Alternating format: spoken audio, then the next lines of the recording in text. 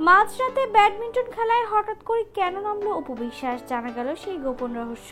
Badminton লিগে চুটিয়ে badminton খেলছেন আলোচিত চিত্রনায়িকা অপু বিশ্বাস। কোনো সিনেমার শুটিং নয়, বাস্তবে খেলেছেন তিনি, তবে তা বাংলাদেশ চলচ্চিত্র কর্পোরেশন বিএফডিসির আঙ্গিনায়। গতকাল রবিবার রাতে এক জমকালো আয়োজনের মধ্যে বিএফডিসিতে শুরু হয় সেলিব্রিটি ব্যাডমিন্টন লিগ সিবিএল। আর প্রতিযোগিতার উদ্বোধনী ম্যাচে ব্যাডমিন্টন খেলেছেন চিত্রনায়িকা অপু বিশ্বাস। জানা গেছে, এফডিসির ইতিহাসে প্রথমবারের মতো এই প্রতিযোগিতার আয়োজন করা হলো।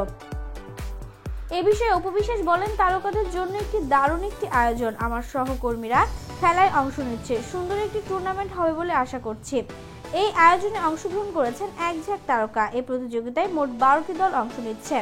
তাদের মধ্যে আছেন গায়ক Asif Akbar, close up one তারকা লিজা, তানভীর তারেক, নায়ক ইমন, বাপ্পি চৌধুরী, আব্দুল আজিজ, সালমান মুক্তাদির, শওকত আলী ইমন, রাজীব, নায়ক নীরব, ডন, কাজী শুভ, প্রত্যয় খান, জয় চৌধুরী, সাঞ্জু ডন, আশিক আহমেদ, হুমায়ুন, শাহিন কবির, টুটুল, অপূর্ব, রানা, বিনোদন সাংবাদিক সহ আরো অনেকে। প্রতিযোগিতার ফাইনাল ম্যাচ অনুষ্ঠিত হবে আগামী 3 ফেব্রুয়ারি।